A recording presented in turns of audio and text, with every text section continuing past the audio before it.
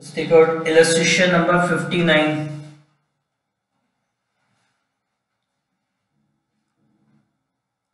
Illustration number 59, page number 4.62. Page number 4.62, illustration number 59.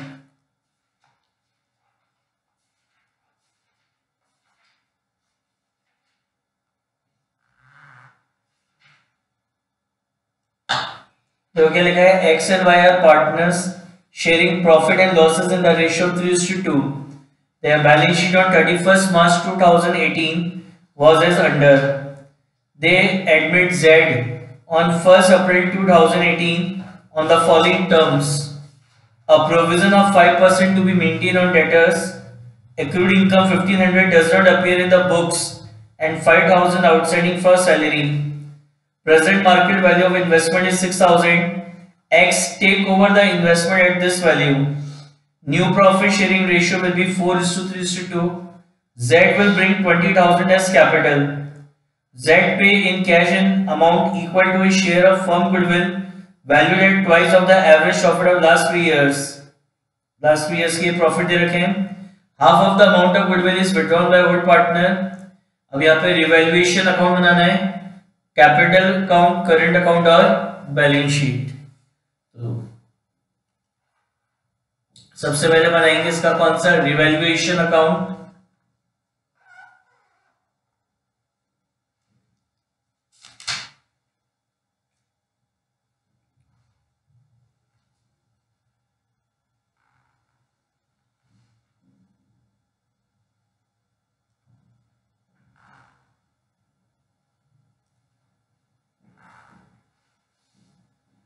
फिर अपन को बनाना है इसका पार्टनर्स कैपिटल अकाउंट.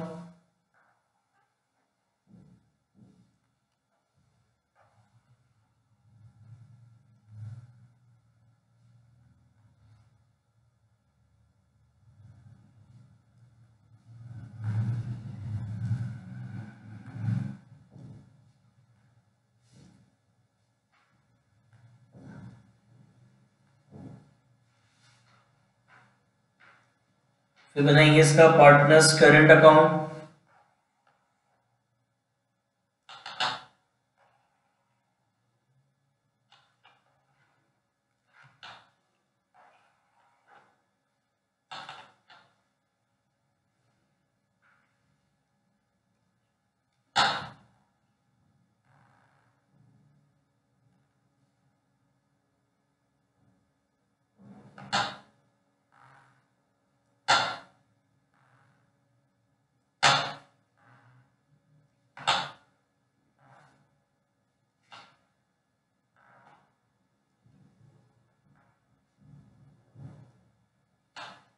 और फिर उसके बाद अपन को बनानी है इसकी balance sheet.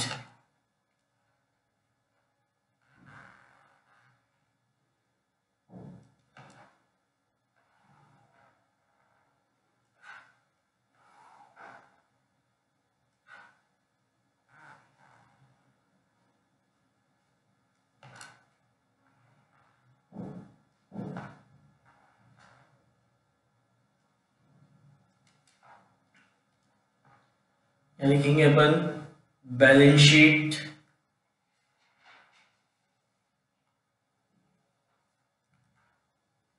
Liabilities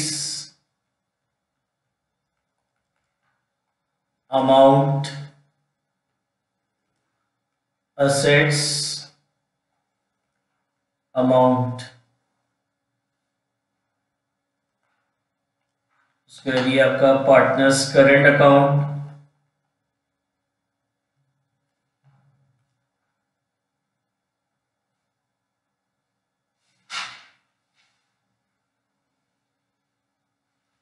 partners current account, debit, credit,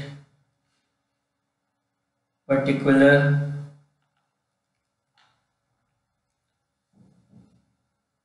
x Y Z, particular,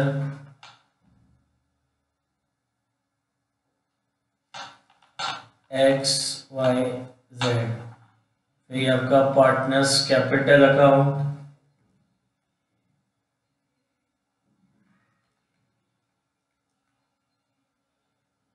debit credit particular X Y Z, particular X Y Z. फिर बनाएंगे अपन रिवैल्यूएशन अकाउंट,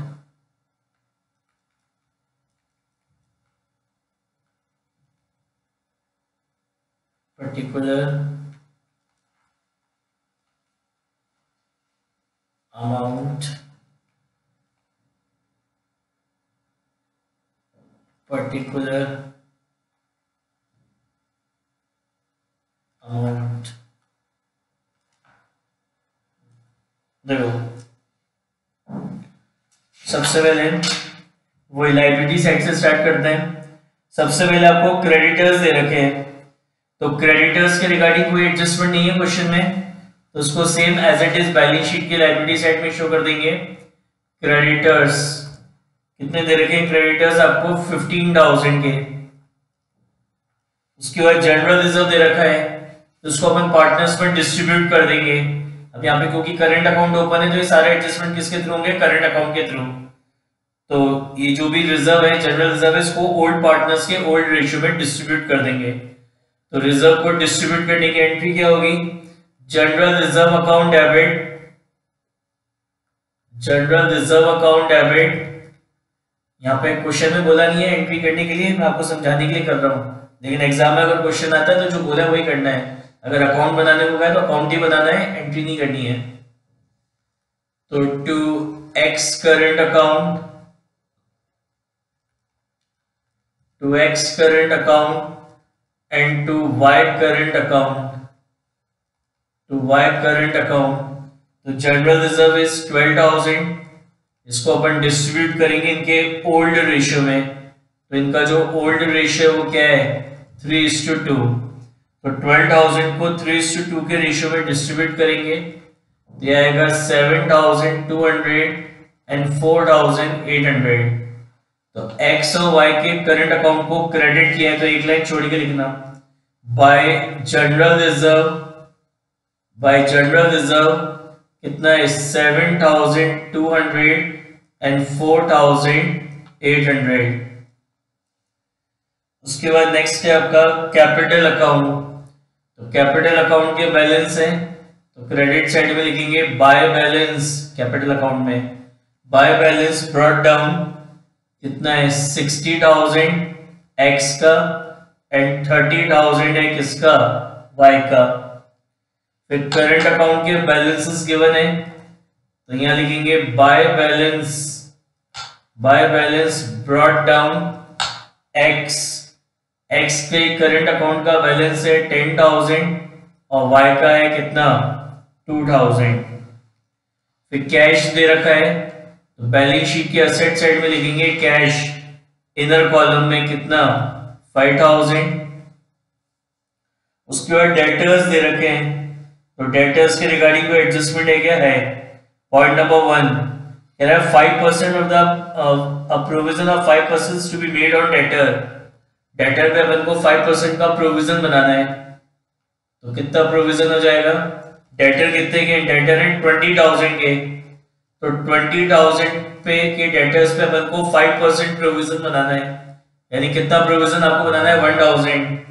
तो 1,000 का प्रोविजन आपको मेंटेन करना है, क्वेश्चन में ही लिखा है a provision of 5% to be maintain on debtor. तो 1,000 का प्रोविजन बनाना है, तो उसमें से 800 का तो ऑलरेडी बना हुआ है, तो अपन क्या करें? 200 रुपीज का प्रोविजन और बना लेते हैं। अपन को 1,000 का प्रोविजन मेंटेन करना है, तो क्वेश्चन में 800 का प्रोविजन तो ऑलरेडी दे रखा है बैलेंस शीट में, तो अपन क्या करें? 200 का प्रोविजन और क्रिएट कर देते हैं, तो ये प्रोविजन कितना हो जाएगा?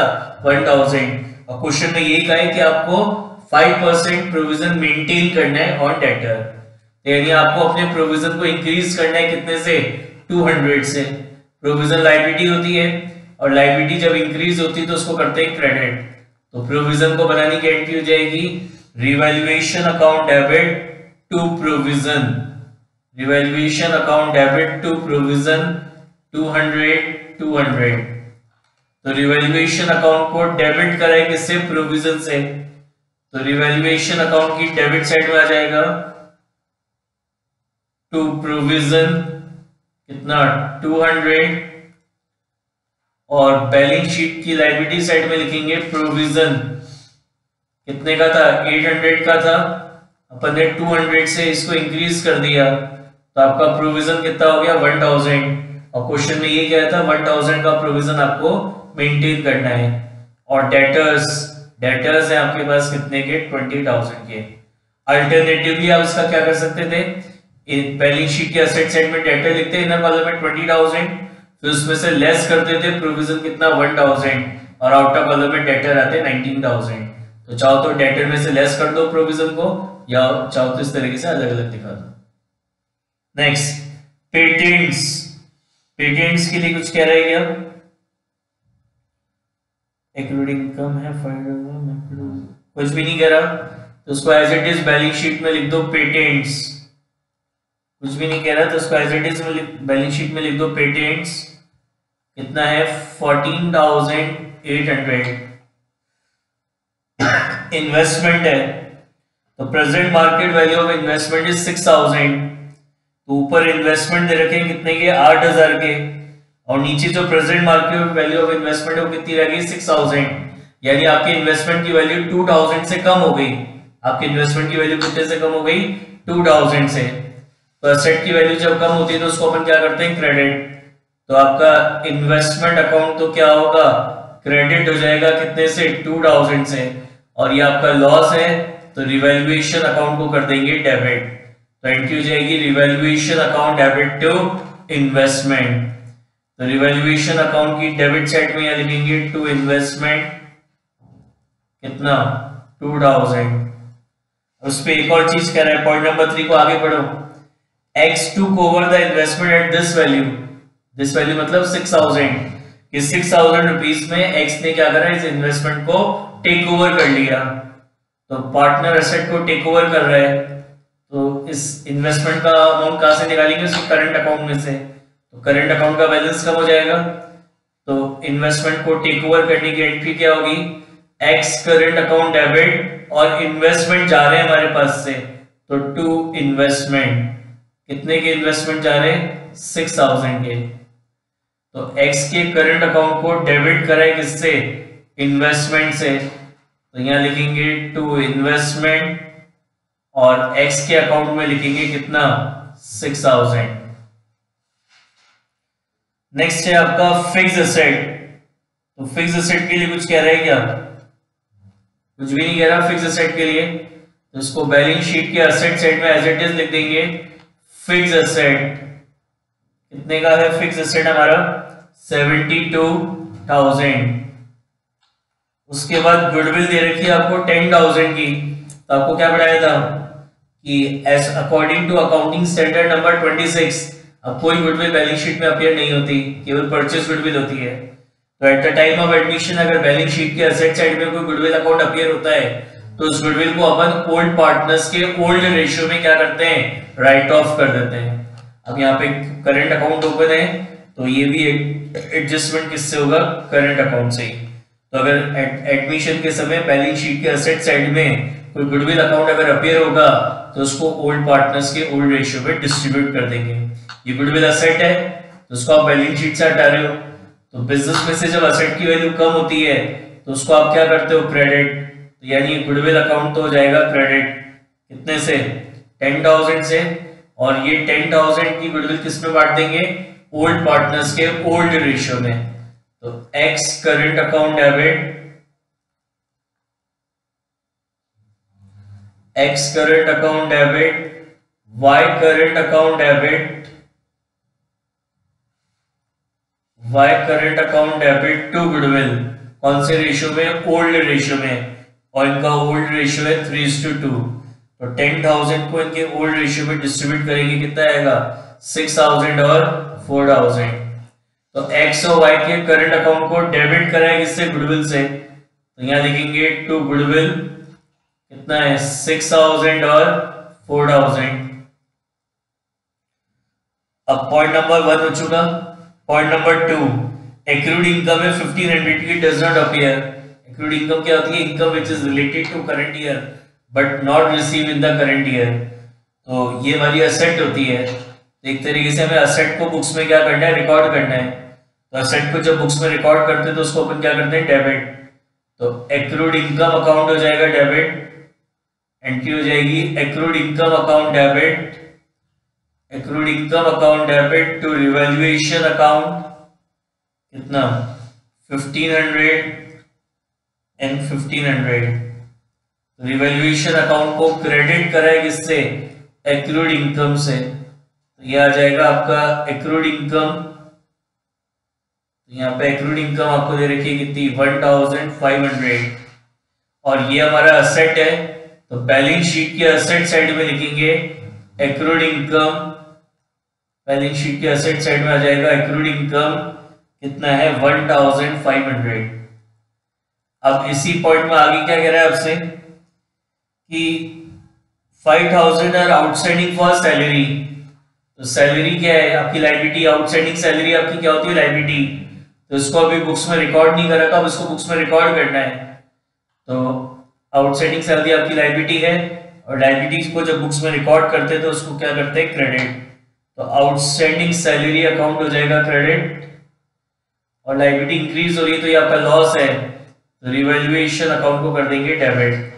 तो एंट्री हो जाएगी revaluation account debit to outstanding salary. कितना? 5000। तो रिवैल्यूएशन अकाउंट की डेबिट साइड में आ जाएगा to outstanding salary. To outstanding salary कितना? 5000। और ये आपकी लायबिलिटी है, तो बैलेंस शीट की लायबिलिटी साइड में लिखेंगे आउटस्टैंडिंग सैलरी। कितना? 5000। उसके बाद नेक्स्ट क्या दे रखा है आपको? सैलरी हो गई। पॉइंट नंबर 3 हो गया हमारा। पॉइंट नंबर 4 में क्या करना है कि जो न्यू प्रॉफिट शेयरिंग रेशियो है 4:3:2 का है, and Z will bring 20,000 as capital. और नया पार्टनर कैपिटल लेके आ रहा है कितने की? 20,000 रुपीज की नया पार्टनर कैपिटल लेके आ रहा है। तो एंट्री क्या हो जाएगी आपकी? Cash account debit to Z capital account. Cash account debit to Z capital account 20,000। तो आपने कैश अकाउंट को डेबिट करा है, तो यानी आपके बिजनेस में कैश आ रहा है कितने का? 20,000 का। तो आपका जो कैश बैलेंस है वो इंक्रीज हो जाएगा कितने से? 20,000 से। और क्या किया है? Z के कैपिटल अकाउंट को क्रेडिट करा है किससे? कैश से। तो कैपिटल अकाउंट की क्रेडिट साइड में लिखेंगे बाय कैश अकाउंट, और Z में आ जाएगा कितना? 20,000। ठीक है। Point number 5, Z is to pay an amount equal to a share of goodwill valued at twice of the average profit of last 3 years। कह रहा है नया पार्टनर गुडविल, जो भी गुडविल है फर्म की, वो कैश में लेके आ जाएगा। और फर्म की गुडविल कैसे निकालनी है? By average profit method. तो एवरेज प्रॉफिट मेथड में गुडविल निकालने के लिए सबसे पहले स्टेप 1 में क्या निकालते हैं? Average profit. कैसे निकलता है? Total profit divided by number of year. Total profit करेंगे तो यह आएगा आपका 30,000 प्लस 26,000 प्लस 25,000 डिवाइडेड बाय 3। तो आपका एवरेज प्रॉफिट निकल जाएगा 27,000। फिर अपन निकालेंगे गुडविल। तो स्टेप 2 पे क्या निकालेंगे? गुडविल। तो गुडविल कैसे निकलेगी आपकी? Average profit multiply by number of year purchase. Goodwill क्या है? Goodwill of the firm is twice of the average profit. तो 27,000 इंटू 2, तो कितना हो गया आपका? 54,000। तो आपकी फर्म की गुडविल आ गई 54,000। इसमें से नए पार्टनर का शेयर निकालेंगे, तो Z share in goodwill.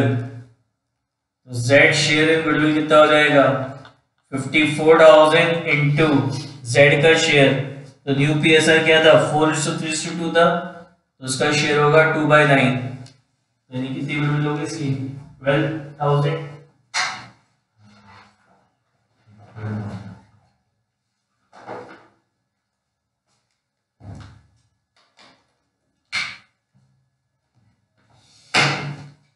$54,000 into 2/9, तो 54,000 into 2/9 कितना हो गया 12,000, यानी ये नया पार्टनर 12,000 की गुडविल क्या होगा, ये नया पार्टनर 12,000 की गुडविल क्या लेके आएगा, कैश में लेके आएगा। तो एंट्री क्या होगी जब नया पार्टनर गुडविल लेके आएगा, तो एंट्री हो जाएगी आपकी cash account debit 12,000, cash account debit 12,000 to premium for goodwill, to premium for goodwill कितना 12,000।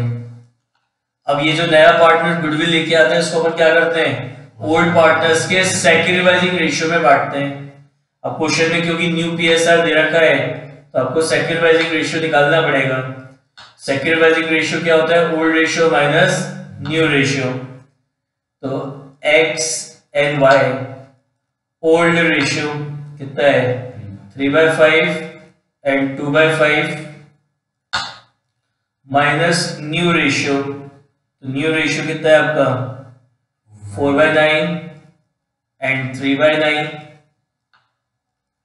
तो 45 एलसीएम आएगा, 5 9 जा 45, 9 3 जा 27, 9 5 जा 45, 4 जा 20, तो 7/45, 45 एलसीएम आएगा, 5 9 जा 9 2 जा 18, 9 5 जा 5 3 जा 15, तो 18 माइनस 15 कितना हो गया 3, तो 3/45, तो यानी आपका जो सेक्रीवाइजिंग रेशियो है वो क्या हो गया 7:3, सेक्रीवाइजिंग रेशियो हो जाएगा 7:3।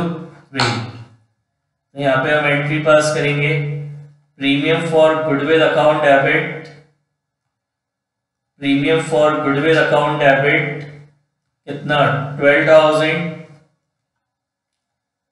टू एक्स करंट अकाउंट,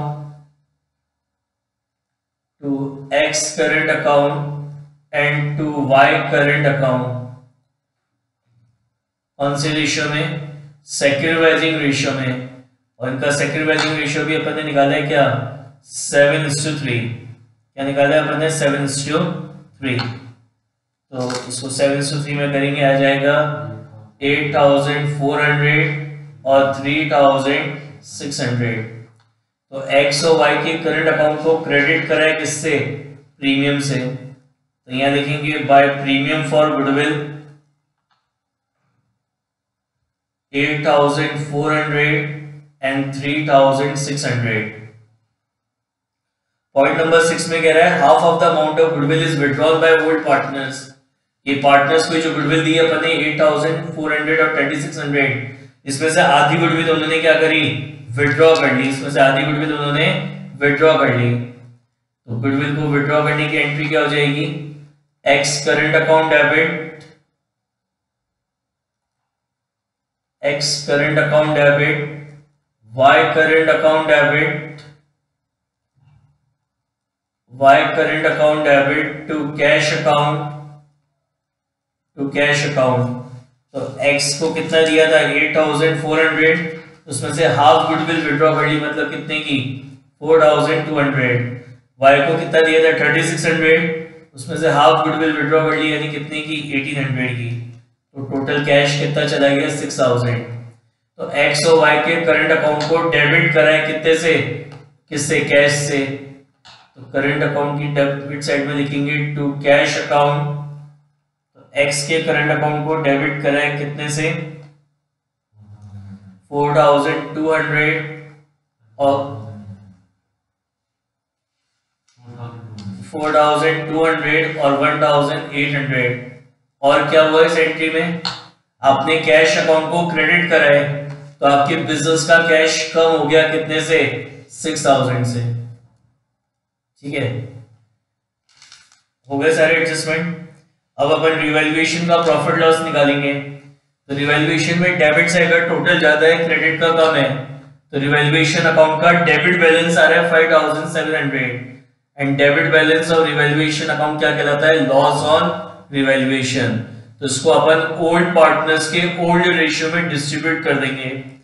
तो bye partners current account x और वाई, तो 5700 को ओल्ड रेशियो में डिस्ट्रीब्यूट करेंगे 3420 और 2280। तो एंट्री हो जाएगी X current account debit, Y current account debit to revaluation account. तो यहाँ आ जाएगा टू रिवैल्यूएशन अकाउंट 3420 एंड 2280। अब अपन अपने कैपिटल अकाउंट, ये तो क्लोज हो गया। अब कैपिटल अकाउंट का बैलेंस निकालेंगे तो यह आएगा to balance carry down 60,000, 30,000 and 20,000। तो बैलेंस शीट की लायबिलिटी साइड में लिखेंगे पार्टनर्स कैपिटल अकाउंट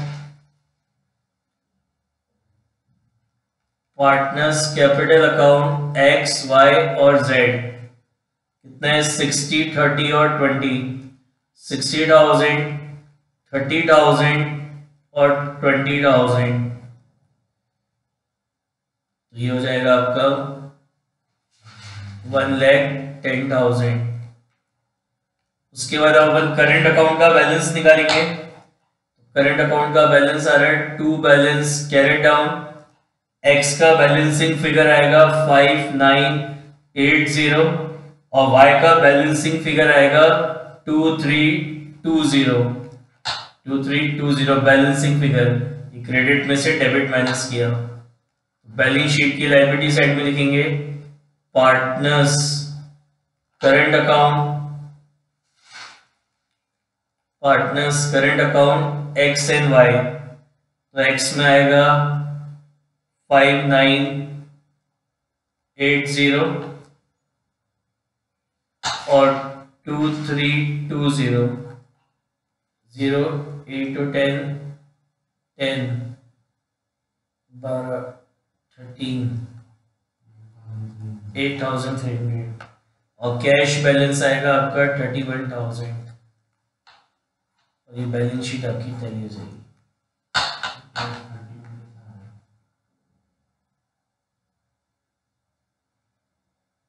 ये गुडविल लेके आया था, वो अपन ऐड नहीं करा था। 12,000 की नया पार्टनर गुडविल लेके आया था ना, अपन एंट्री करी थी cash account debit to premium for goodwill. तो ये कैश आया था कितने का, 12,000 का। समझ आई बात?